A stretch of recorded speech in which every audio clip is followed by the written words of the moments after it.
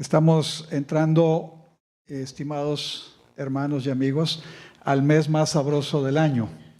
Sabroso porque se va a poner el tráfico como... Sabroso porque entra más dinero, pero todo se va a pagar lo que ya estrenamos hace tiempo y todavía no hemos terminado de pagar, ¿verdad? Pero la parte sabrosa es que vienen momentos de encuentro familiar.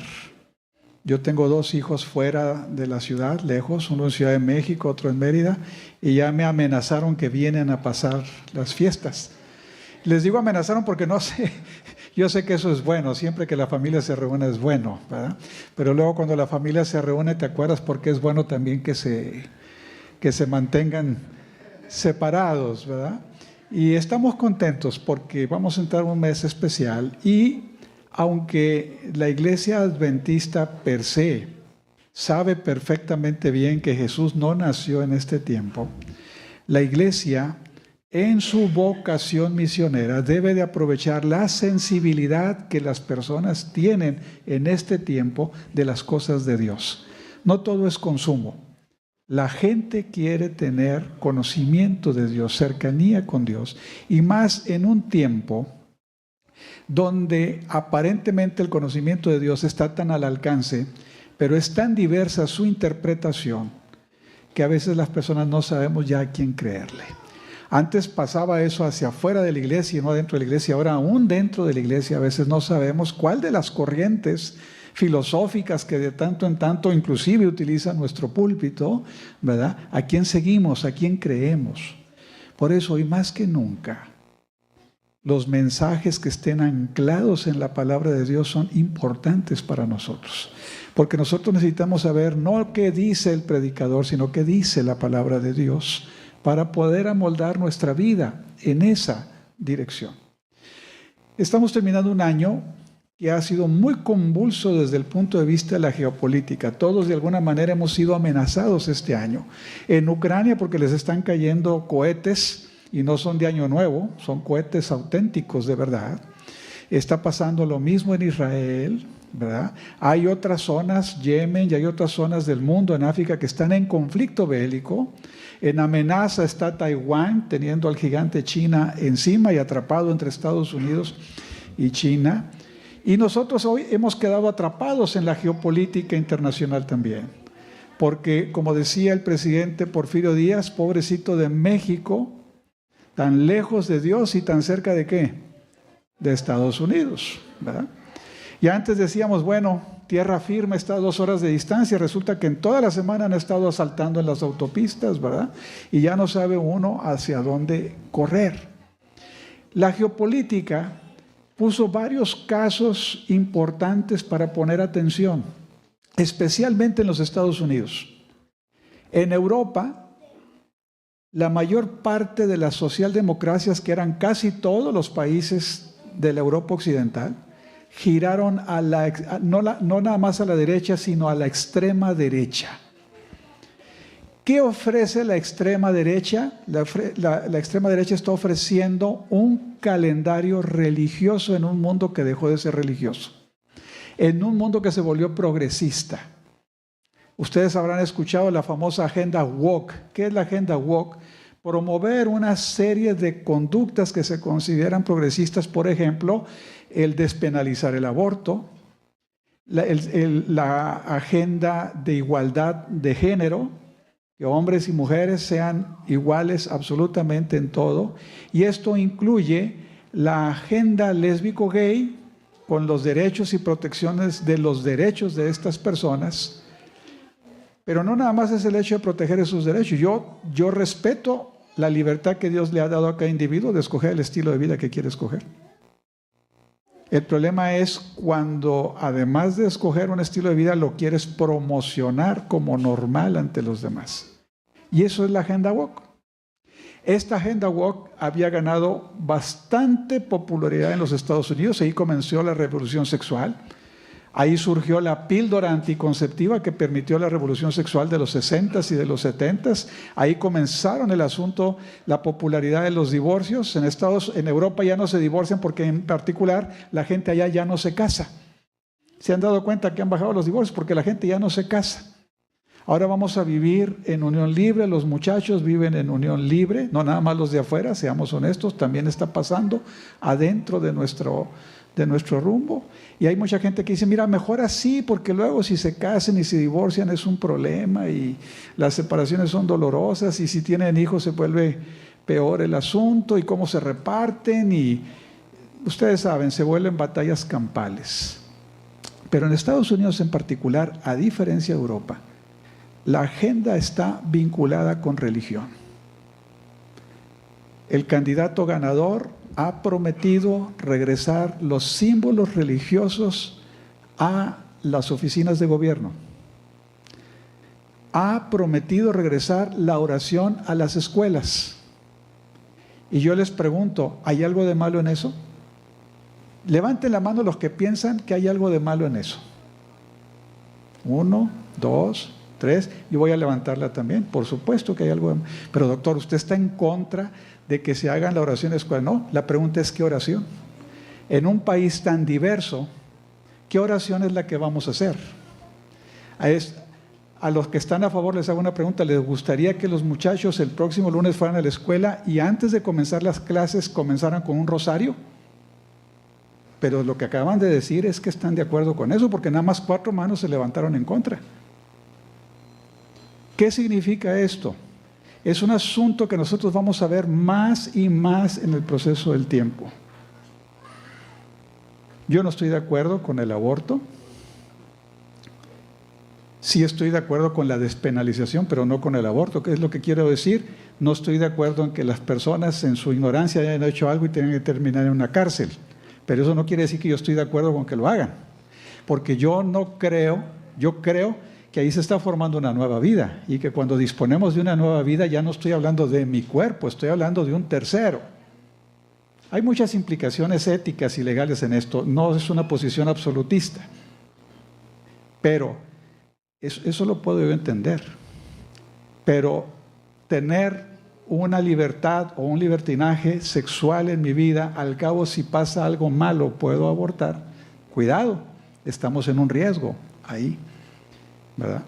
Y entonces, cuando estamos nosotros viendo esto, esta agenda ha jalado el voto de una parte muy importante en los Estados Unidos que está en contra de las agendas pro-woke, que es pro-woke, pro-aborto, pro-lésbico gay y pro-igualdad de género. Yo creo que ante Dios, hombres y mujeres somos iguales, no tengo dudas al respecto del asunto. Pero a mí me gustaría que los hombres en el modelaje ganaran lo que las mujeres ganan en el modelaje. ¿Ustedes a quién creen que le pagan mejor en el modelaje? ¿Sí? Y a mí me gustaría que a las rayadas, y ustedes saben que yo soy tigre, que a las rayadas les pagaran lo mismo que a los rayados, que creo que a mí me parece que las rayadas juegan más apasionadamente el fútbol que los rayados. ¿Sí? Pero no les pagan igual. Pero eso no es un asunto de igualdad de género, eso es un asunto de mercado. Hasta las mujeres pagan más por ir a ver a los rayados que a las rayadas. ¿Sí? O sea, es que cuando estamos hablando de igualdad de género, antes de pensar en el gobierno, piensa en qué haces tú o qué haces en contra con relación a la agenda de igualdad de género. ¿Verdad? Siempre queremos poner al hombre por arriba, a la mujer por abajo, y a veces las mismas mamás no educan a sus hijos varones a ser hombres y caballeros. A veces las mismas mamás los enseñan a ser machos. ¿Sí? Porque una cosa es que lo hagan allá y otra cosa es que te lo hagan a una hija. Y entonces tenemos una dualidad moral. Estas dualidades morales están gobernando el pensamiento y nosotros sabemos por las Sagradas Escrituras que en el tiempo del fin estas cosas irán de mal en peor. La sierva del Señor dice en Conflictos de los Siglos, hablando de los Estados Unidos, que el Señor permitió que los Estados Unidos crecieran en base a un principio, el principio del republicanismo se llama, no del Partido Republicano, sino del republicanismo. ¿Qué es el republicanismo? La separación de la Iglesia y el Estado. ¿Qué me gusta a mí de la educación pública en México, que es laica? Hasta el día de hoy es laica. ¿Qué significa? Que ahí no se enseña religión, se enseñan valores, pero no religión. La religión la enseñamos los papás en nuestra casa. Pero yo no quiero que en la escuela me le enseñen religión. Cuando yo quise que mis hijos tuvieran religión en su formación, yo los mandé a la escuelita de iglesia. ¿Saben ustedes que las escuelitas de iglesia nuestras, aquí en la zona, en la asociación, son las menos requeridas por los padres? La mayor parte de nuestros hijos van a las escuelas de gobierno. Uno, puede ser el asunto de economía, se entiende. Nosotros no tenemos la economía de los Estados Unidos, ¿verdad? Pero otro es asunto de practicidad. La escuela de gobierno la tengo aquí, la de iglesia tengo que trasladarme más, es más conflicto, a veces la calidad puede no ser equiparable en términos académicos a la otra, o a lo mejor yo le quiero dar a mi hijo el inglés, o le quiero dar algunas otras herramientas, etcétera. Pero finalmente la decisión es suya. No es decisión ni de la iglesia ya hizo su parte, hay escuela. Usted decide si los manda o no los manda, ¿verdad? Pero usted puede suplir muchas cosas en su casa, pero usted no quiere que el maestro le diga cómo adorar a Dios. ¿Por qué? Porque el maestro tiene sus ideas muy particulares de adoración. Y la educación hasta aquí ha sido laica. Imagínense que el día de mañana en los Estados Unidos predomina el cristianismo muy dividido entre católicos y protestantes. Pero ustedes, ¿cuál creen que predomina en México? Y si va a predominar eso en México, ¿cuál creen ustedes que va a ser la religión que se va a enseñar? Por eso nosotros creemos en ese principio del republicanismo, separación iglesia-estado. La sierva del Señor también nos dice que eventualmente hacia el futuro se volverán a unir la iglesia y el Estado. Ay, doctor, pero es que este candidato que es mentiroso, misógino, convicto, que ya fue, que no ha sido sentenciado todavía porque se pospuso la sentencia, pero ya fue encontrado culpable de violentar a una dama y tiene varios procesos más, y la gente lo admira porque va a volver a traer las cosas de Dios a las escuelas y a los edificios de gobierno. ¿Qué es lo que estamos diciendo con eso?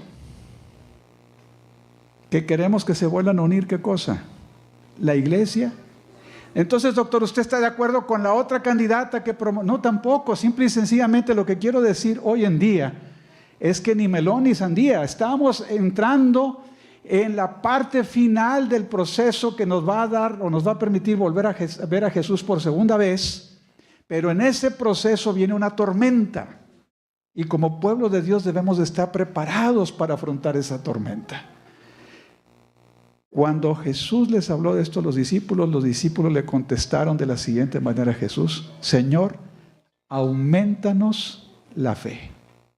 Y eso es lo que necesitamos esta mañana. Y vamos a estudiar esta mañana en la palabra de Dios qué dice al respecto del tema, estudiando 3 aspectos en la vida de la Sagrada Escritura donde estos problemas se revelan ante nosotros. Quiero que vayan por favor rápido conmigo a Génesis, capítulo 15, versículo 6. Génesis 15, 6. ¿Qué dice la Biblia ahí? ¿Alguien que lo quiera decir? Yo lo voy a repetir porque sé que estamos en transmisión para que en casa lo puedan escuchar. 15:6. ¿Alguien que lo quiera decir? Y creyó a Jehová y le fue contado por justicia. ¿Quién creyó a Jehová? Abraham. Y creyó Abraham a Jehová y le fue contado ¿por qué? Por justicia. ¿Qué fue lo que trajo justicia a la vida de Abraham? Votar por una agenda que vuelva a juntar los aspectos del Estado con los aspectos de la iglesia. No. ¿Qué fue lo que trajo justicia a la vida de Abraham? ¿Que guardaba el sábado? No tengo ninguna evidencia bíblica de la observancia de Abraham el sábado, estoy convencido de ella, pero no tengo un texto para citar, ¿sí? Sin embargo, no es el sábado lo que distingue a Abraham delante de Dios. ¿Qué fue lo que lo distinguió? Creyó, fe. ¿En quién? En Dios. La fe tiene que tener un objeto. ¿En qué creyó Abraham? ¿Creyó en la ley o creyó en Dios? Doctor, te está metiendo en problemas muy serios. ¿Va a hablar contra la ley? En ninguna manera. Pero el apóstol Pablo dice que la ley para nosotros es ¿qué cosa? Maldición. No dice que sea bendición. Maldición. Y Jesús nos libró de la ¿qué cosa? ¿De la maldición de qué? De la ley. ¿Dónde está entonces el tesoro que los cristianos debemos de buscar? En la fe. Me acompañan por favor ahora a Gálatas capítulo 3. Gálatas capítulo 3, versículos del 6 al 9. Gálatas capítulo 3, versículos del 6 al 9, por favor. Gracias. 3, 6 al 9. ¿Quién lo quiere leer? Yo lo voy a repetir para la transmisión. El que lo tenga, adelante, hermana.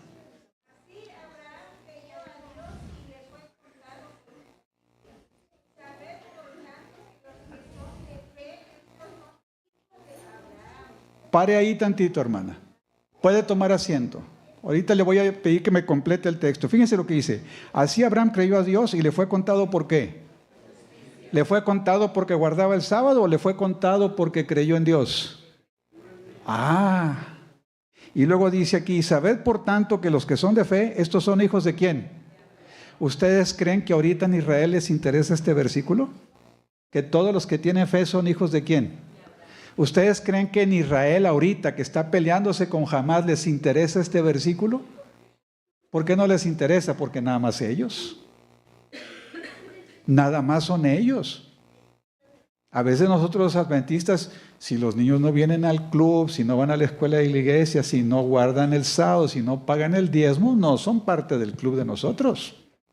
Este club social tiene ciertas reglas implícitas que tenemos que seguir para formar parte de este club. Pero el Señor dice que todos los de la fe son hijos ¿de quién? No dice que nada más los que guardan el sábado y pagan el diezmo. Entonces, doctor, ¿va a hablar en contra de eso? No, pero vamos a tratar de encontrar cuál es su lugar y cuál es la bendición que puede haber en eso. Pero no podemos entrar a eso si no pasamos primero por ¿cuál puerta? ¿La puerta de qué? De la fe.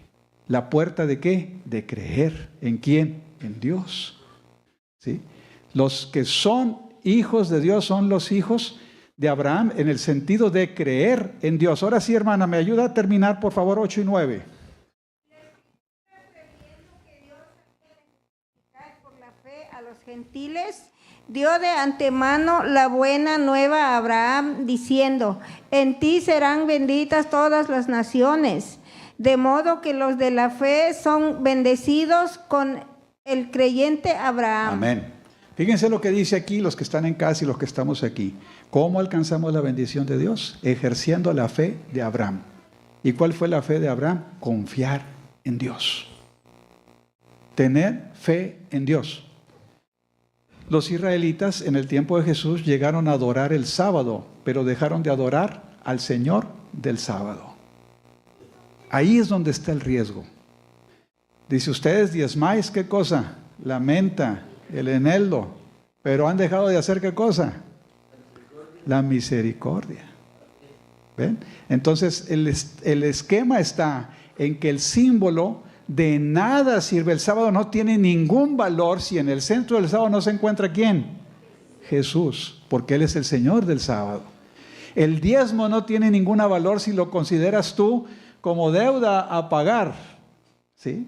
¿Dónde está la bendición de pagar el diezmo? Que Dios bendice no ese 10% que quitaste, sino el 90% que quedó contigo. Y si tú estás ahorita en una situación donde sientes que no te está alcanzando, hermano querido, lo que tú estás haciendo no está alcanzando bendición.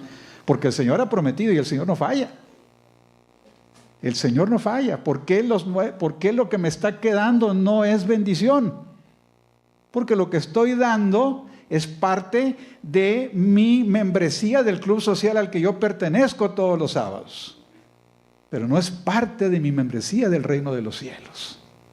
Porque la membresía del reino de los cielos está no en lo que yo doy. Porque cuando yo digo yo doy el diezmo, eres tú, es un hecho, es una obra tuya. ¿No? Cuando tú devuelves lo que no es tuyo, entonces ahora la obra es ¿de quién? De Dios. Y ahí hay una gran diferencia. Entonces, ¿qué es la fe? Nos vamos al libro de Hebreos capítulo 11, que es el libro por antonomasia experto en explicarnos todo lo que tiene que ver con la fe.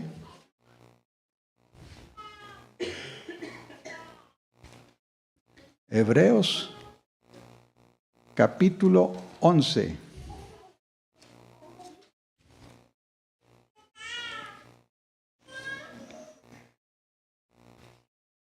Dice aquí el autor Pablo, versículos del 1 al 3. Es pues la fe, la certeza de lo que se espera, la convicción de lo que no se ve. Porque por ella alcanzaron buen testimonio, ¿quiénes? Los antiguos. Por la fe entendemos haber sido constituidos el universo por la palabra de Dios, de modo que lo que se ve fue hecho de lo que no se veía. ¿Qué nos dice aquí el apóstol Pablo que es la fe? Primero, la fe es certeza. ¿Certeza de qué? De lo que no vemos. Cuando tú tienes un paciente que ha sido diagnosticado, ahorita tenemos un amigo debatiéndose entre la vida y la muerte. 2 días antes de su cirugía de un tumor cerebral, habíamos estado intercambiando de nuestra última sesión de ejercicio el domingo. Habíamos un club de corredores adventistas y de amigos adventistas que corremos y que publicamos todos los domingos nuestros entrenamientos. Habitualmente son entrenamientos largos, extenuosos.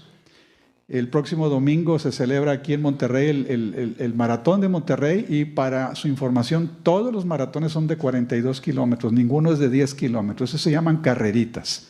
No, los maratones todos por definición son de 42 kilómetros, 120 metros, 160 metros. Un día les platico la historia de los 160 metros. Es una historia que tiene que ver con geopolítica, no con deporte. Estaban en Buckingham, las Olimpiadas a principios del siglo XX, y la meta no daba para llegar al balcón de los reyes de Inglaterra. Se le agregaron 160 metros para que los reyes pudieran ver, para que vean que la geopolítica está metida en todo, está metida hasta en su casa. Agarren una prenda y si dice Made in China, ya no sabemos si eso es bueno o eso es malo. Yo no sé si me atrevería a pasar la frontera ahorita con algo que diga Made in China, porque no sé cómo me iría, ¿verdad? Fíjense hasta dónde puede llegar. Ahorita los que compraron carros chinos, oiga, ¿me dejarán pasar algún día la frontera o no? ¿Verdad? Y luego el problema era si eran eléctricos, ¿y habrá cargadores de aquel lado? ¿Verdad? Y ahora ya les están vendiendo una interfase para poder cargar con los de Tesla de aquel lado, y luego les llega el recibito, cuesta más o menos igual que llenar un tanque con gasolina. Y la risa es que están aquí los cargadores y a 100 metros o 200 metros está una máquina con diésel produciendo la energía para que el cargador funcione. Eso lo han visto ustedes, salen los memes que salen ahí en internet. ¿Qué dice que es? Fe es certeza. Número 2, convicción de lo que no se ve. Cuando yo hablo con mi amigo, ¿cómo le explico a mi amigo que él, siendo un buen cristiano, un atleta, un deportista, con su peso en orden, con su comida en orden, un buen adventista, maestro de escuela sabática, que le haya salido un tumor en el cerebro? ¿Dónde está el amor de Dios ahí? Bueno, el que tiene fe sabe que ahí está el amor de Dios, aunque no lo sepa explicar.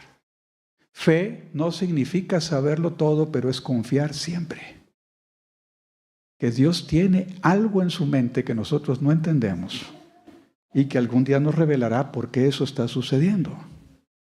Porque luego empiezan los otros, ¿ves? ¿Para qué sirve correr? ¿Para qué sirve esto? Sí, pero voltea a tu lado todos los que no corren y eso les está yendo peor que a los que sí corren. Pero luego queremos encontrar justificantes para mantener nuestro estándar de vida, porque queremos decirle al Señor, Señor, yo creo en ti, Señor, yo te amo. La respuesta fe es la respuesta más común a cualquier maestro de escuela sabática que hace. Oiga, ¿cómo sabemos que el Señor viene? Por fe, por fe. Siempre que no sabemos la respuesta, decimos fe y ya salimos adelante, quedamos bien. Pero la fe es muy importante aquí. El apóstol Pablo nos dice, no significa saberlo todo. Pero también nos dice, por ella alcanzaron buen testimonio los antiguos, es decir, desde el principio del mundo hasta el final. La fe va a ser el elemento cardinal que indique si vamos a triunfar o no en la carrera de la vida cristiana. Pero ahora la pregunta importante es, ¿fe en qué? ¿Fe en qué?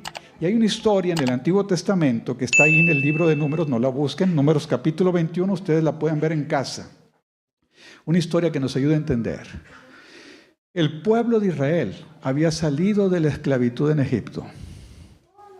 Y saben ustedes que cuando Moisés escribe en el Pentateuco acerca de la salida de Egipto y de la llegada a la tierra prometida, de lo que menos escribió fue de los 40 años que hay intermedio de los dos eventos.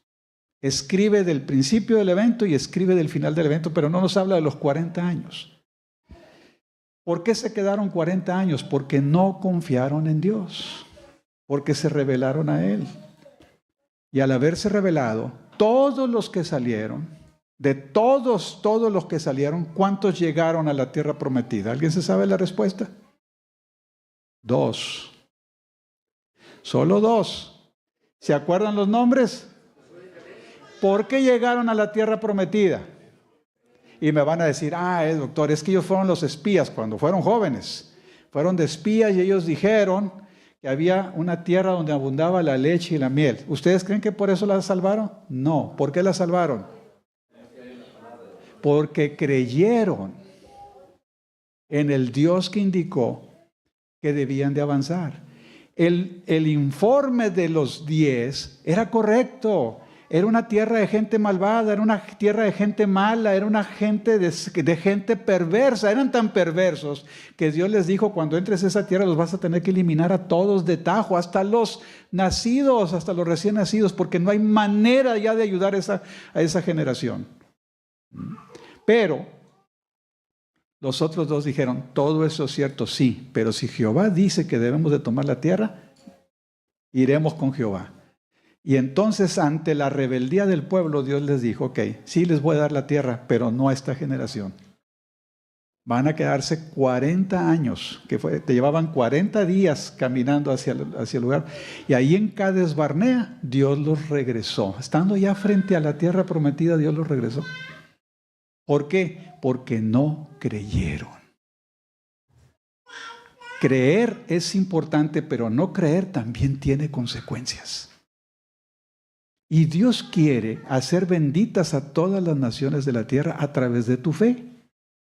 Tú no vas a poder hacer bendito a nadie en China ahorita o en Palestina, pero puedes hacer bendito a tu familia, a tu vecino o a tu familia no creyente. Puedes hacer bendito a tu compañero de trabajo. ¿Cómo, doctor, puedo yo hacer eso si he tratado de darles? Tú has tratado de darles la fe de Jesús, o sea, has tratado de darles tu evangelio. No les has dado el evangelio de Cristo. ¿Cuál es el evangelio de Cristo? Servirlos, atenderlos, escucharlos, acompañarlos. ¿Qué hemos estado haciendo con nuestro amigo? Orando por él.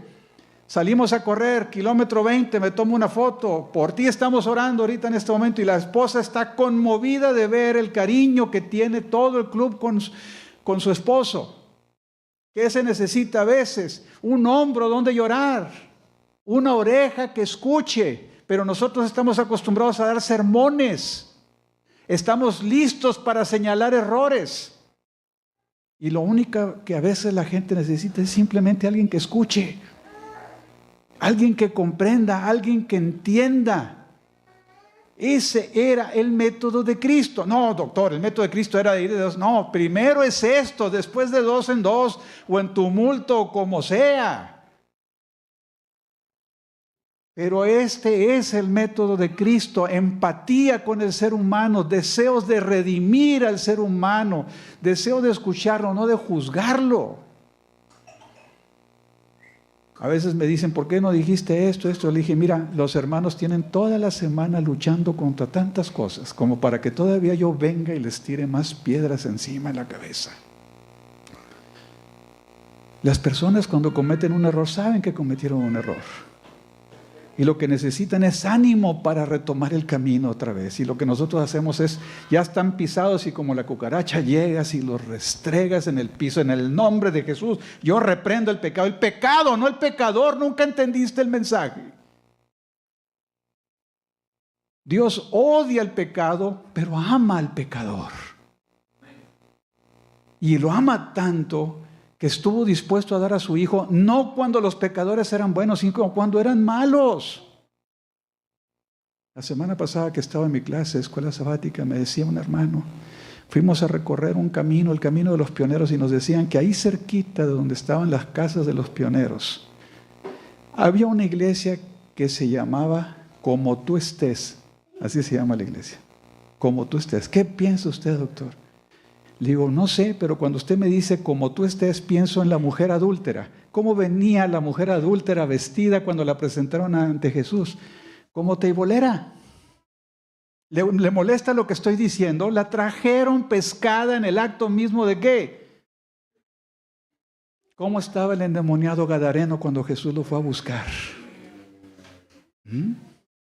¿Cómo estaba Zaqueo cuando Jesús lo fue a buscar? Además de chaparro, ¿cómo estaba? Trepado en un árbol. Te hago una pregunta, ¿cómo nos busca Dios? Te lo voy a hacer más difícil. ¿Cómo te buscó Dios a ti? ¿Dónde te encontró? Como sea.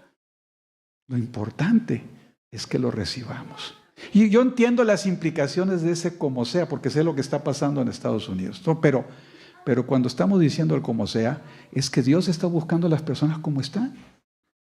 Mi compañero de obra misionera, que hoy ya descansa en el Señor, pero híjole, cuántas travesuras nos dio el Señor la oportunidad de hacer para cautivar corazones y traerlos a los pies de Jesús.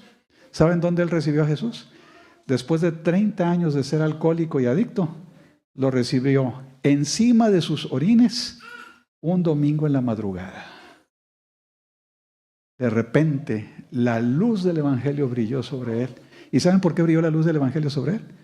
Porque en esos 30 años, la esposa, en lugar de encontrar en eso un justificante para dejarlo, encontró un motivo para orar por él. Y después de 30 años, Dios contestó su oración. Y fue una persona que sacó a tantos adictos y a tantos alcohólicos de sus problemas. Porque él entendía en su corazón la bondad de Dios en él mismo. Pasado los discípulos, el pueblo de Israel estaban llegando nuevamente a la tierra prometida. Había que cruzar por una colonia, un Infonavit que había en esa época. Había 3 Infonavit que se atravesaban entre ellos. Estaba Moab, estaba Amón y estaba Edom. Es la actual Jordania, para que ustedes puedan ubicarlo. Y eso era lo que se atravesaba entre ellos y la tierra prometida. Y en la junta de vecinos del Infonavit en Moab decidió que no atravesaran por ahí. Había que rodear más el campamento. Y eso hizo que se desesperaran. Ya estaban hartos y cansados después de 40 años. Habían visto a sus papás que les contaban las historias de salir de Egipto y que iban a la tierra prometida y ellos nunca habían visto ninguna tierra prometida. ¿Ustedes no están hartos de que Jesús no ha venido pronto cuando nos han dicho que Jesús ya viene ya? Mi abuela, mi bisabuela, mi padre están en la tumba esperando y a todos nos dijeron que Jesús venía allá y Jesús nomás no aparece por ningún lado. Estaban hartos, cansados. El tráfico peor, la inseguridad peor, las enfermedades peor. Señor, ya estoy harto de esto. Así estaba harto el pueblo de Dios. Y murmuraron, dice ahí, palabras contra Dios y contra Moisés. Y empezaron a salir serpientes por todos lados. Hoy hubiéramos dicho, empezó a salir, hace 30 años hubiéramos dicho, empezó a salir VIH. Después la influenza. Ahora el COVID. Tenemos otras pandemias que nos están amenazando por ahí. Y entonces empezamos a decir, híjole, esto cada vez está peor. Pero de repente 2 o 3 o 4 gentes en el pueblo se acordaron y dijeron, Señor, está muriendo mucha de nuestra gente por la mordedura de las serpientes. Intercede por nosotros, ¿a quién? Con Dios. Y entonces Dios le dijo a Moisés, haz un símbolo. Un símbolo. Era el símbolo, es el símbolo griego de la medicina. Una serpiente en una vara, clavado ahí. Y que todo aquel que vea con fe el símbolo, sanará. No decía que no lo iban a morder, sino que si lo mordían, ¿qué cosa? ¿Algunos de ustedes lo han mordido una serpiente alguna vez? Y las venenosas como estas del desierto son, pues decían que ardía la mordedura de la serpiente. No había antídotos, la medicina no se había desarrollado de ese grado, pero la gente lo único que tenía que hacer, ¿qué era? Voltear a ver. Miren, en Patriarcas y Profetas, página 405, dice la sierva del Señor, muchos habían muerto ya. Y cuando Moisés hizo levantar la serpiente en un poste, Hubo quienes se negaron a creer que con solo mirar aquella imagen metálica se iban a curar. ¿Se negaron a qué? Pidieron a Dios una respuesta. Dios contesta la oración y se niegan a qué? A creer. ¿Sí? Y entonces dice aquí, estos perecieron en la incredulidad. Pienso en la pandemia de COVID, ¿cuántos se negaban a recibir una vacuna por el pensamiento de los protestantes en Estados Unidos? Es que ahí va la marca de la bestia. La marca de la bestia es un asunto que tiene que ver con nuestra voluntad, no con algo que nos pongan. ¿Sí? La iglesia hizo una declaración, no hay ningún problema en recibir la vacuna, pero dejamos en libertad a cada quien escoger. Y hay gente que hasta el día de hoy cree que se enarboló en la bandera de la fe cristiana por no recibir la vacuna. La realidad está demostrado ya, la vacuna ha salvado la vida de mucha gente. Dice aquí, estos perecieron en la incredulidad. No obstante, hubo muchos que tuvieron fe en lo provisto. ¿Por quién? Por Dios. Padres, madres, hermanos y hermanas se dedicaban afanosamente a ayudar a sus deudos dolientes y moribundos a fijar los ojos lánguidos en la serpiente, un símbolo del mal, pero que aquí era un símbolo ¿de quién? De Jesús. ¿Quién era el que salvaba?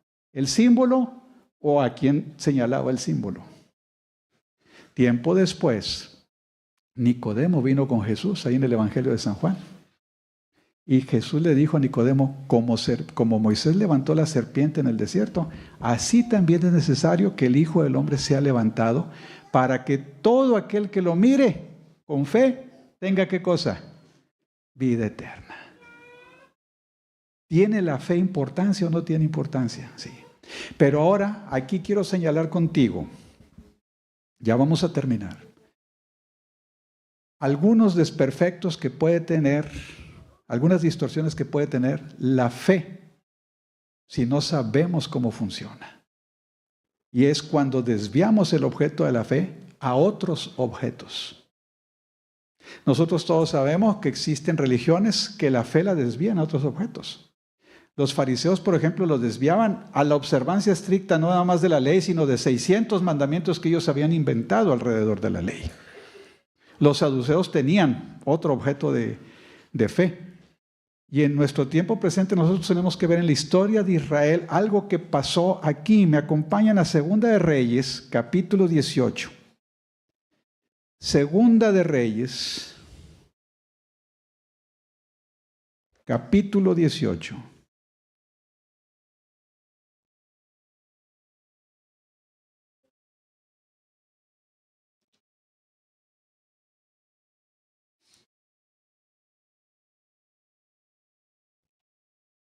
Versículos 4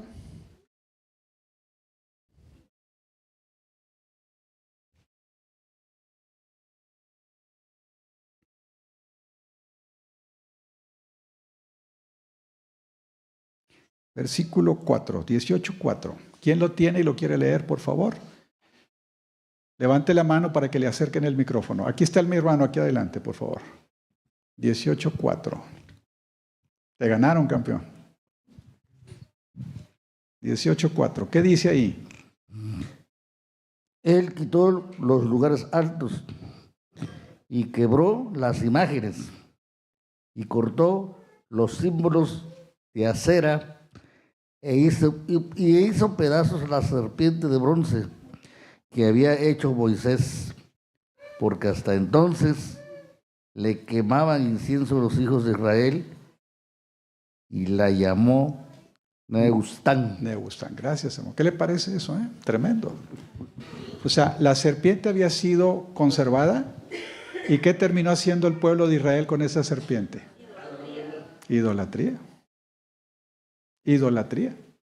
Oiga, pero ¿qué nos había dicho el Señor? Que el que la mirara sería sano. No, era un símbolo que apuntaba a Jesús.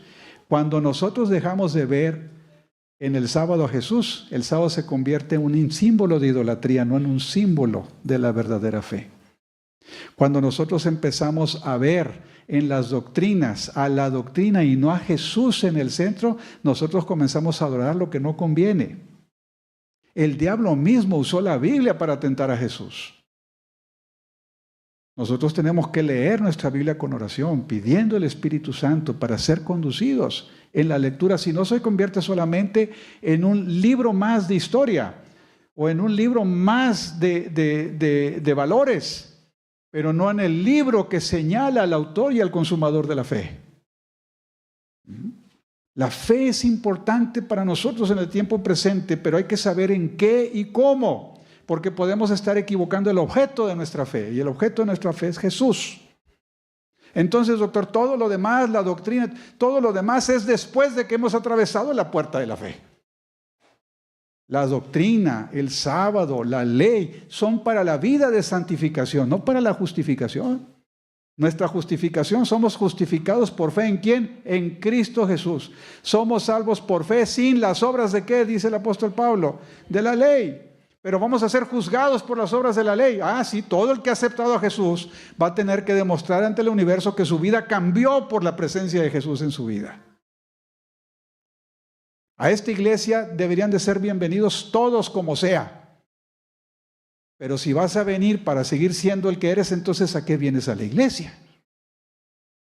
Todos venimos a cambiar. Hasta Nicodemo, que era una persona buena, Jesús le dijo, si tú no naces de nuevo, no verás el reino de los cielos. Tienes que nacer de nuevo. No importa que observes la ley ni que pagues diezmos, tienes que nacer de nuevo.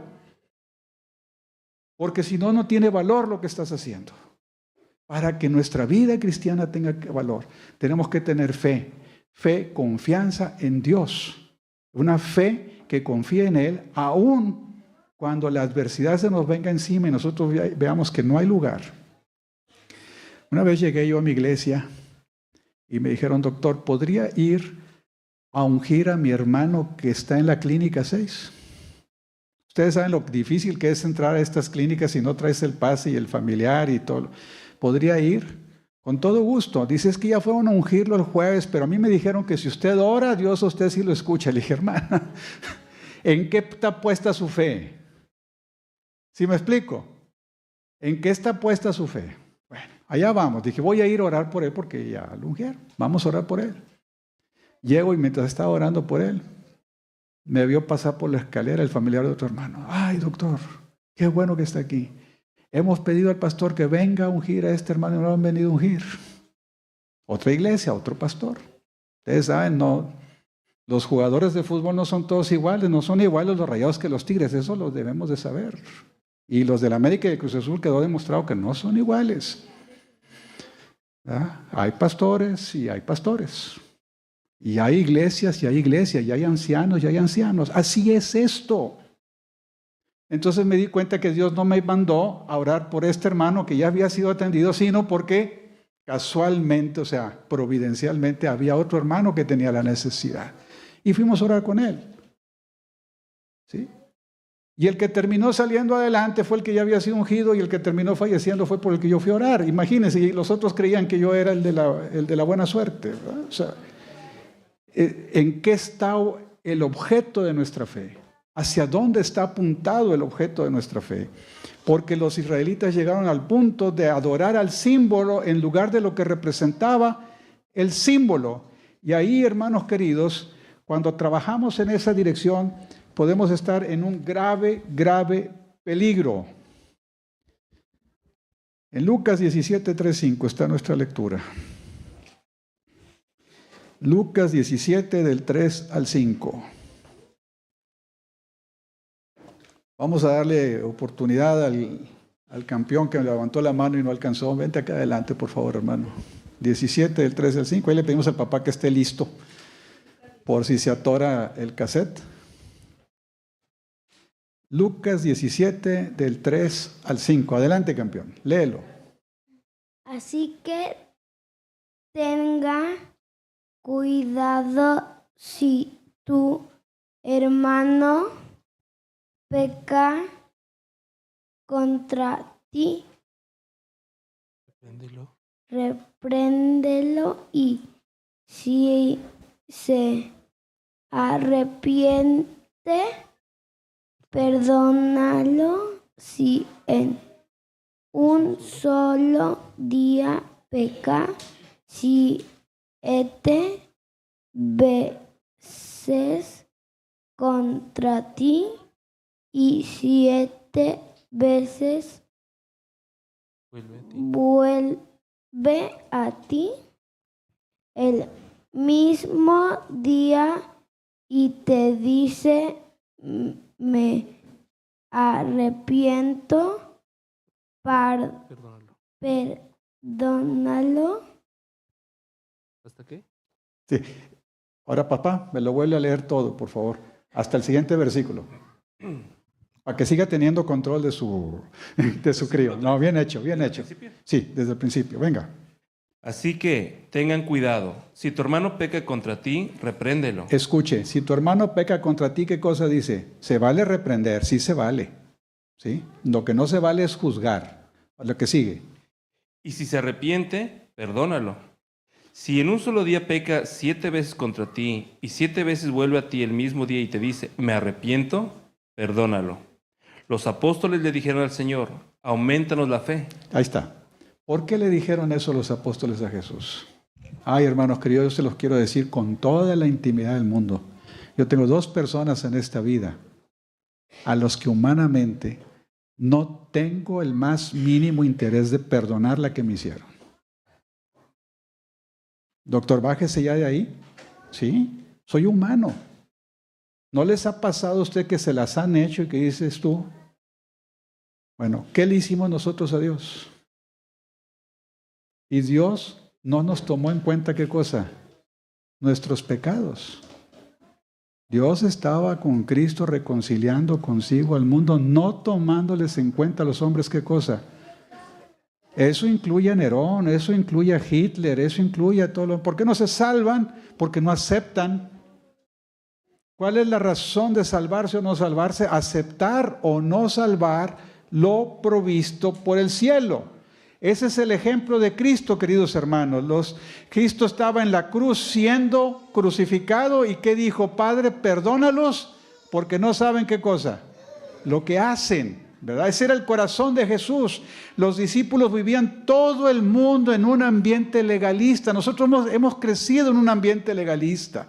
Hay que venir a la iglesia y no te pongas pantalón, y no te pongas aretes, y no te pongas esto, y no te pongas lo otro. Y llega un momento en que brinca otra generación y la otra generación se revela al grado tal que como el péndulo se van de aquí al otro lado. Ahora minifaldas y aretes y relojes y de todo.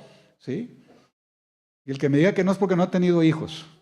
Estamos todos luchando de rodillas siempre contra estas cosas porque vivimos en un ambiente legalista. No hay nada de malo en que tengamos cierta conformidad con la ley de Dios, pero sin olvidar que en el centro debe estar el amor al prójimo, el amor a los hermanos, el amor a las personas. Porque esa es la misión. Dios no viene a salvar un templo. Dios jamás nos va a dar en el cielo un diploma que diga que certificamos que la iglesia de San Nicolás cumplió la misión. No, la iglesia de San Nicolás no se va a salvar. Son los miembros de la iglesia los que son objeto de salvación o no. No hay clasismo en esto. De repente hemos escuchado, mi esposa un día llegué yo de un viaje a Estados Unidos y cuando estaba ahí en McAllen esperándome, estoy preocupada, dijo el pastor que en el cielo va a haber clases sociales. Va a haber unos que van a seguir al Cordero por donde quiera que sea y otros por lo menos vamos a llegar a cortar el jardín y a lavar los coches en el cielo. Pues para eso yo me quedo en la tierra, eso yo ya lo estoy haciendo en la tierra. Yo aspiro a algo mejor, clasismo. Hay gente que se siente superior a otros.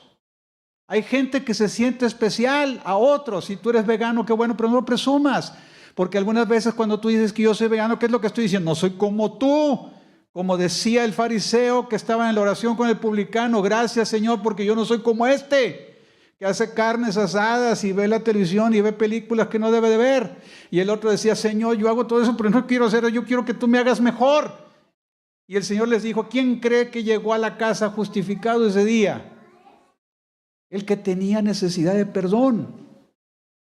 Ese es el propósito de esto. Para merecer hay que hacer. Mucha gente así le enseñan. Si quieres, necesitas ganártelo. Esa es la ciencia y la filosofía del mundo. Pero no es la ciencia y la filosofía de Dios. Esa no es su teología. Su teología es el amor, es el perdón.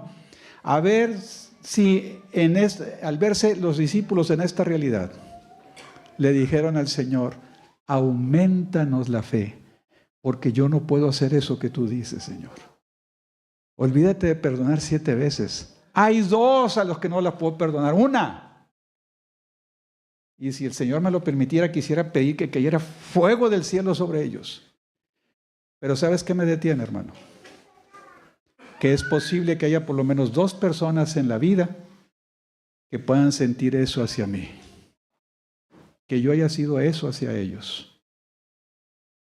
Y cuando pienso en eso, clamo por misericordia de Dios.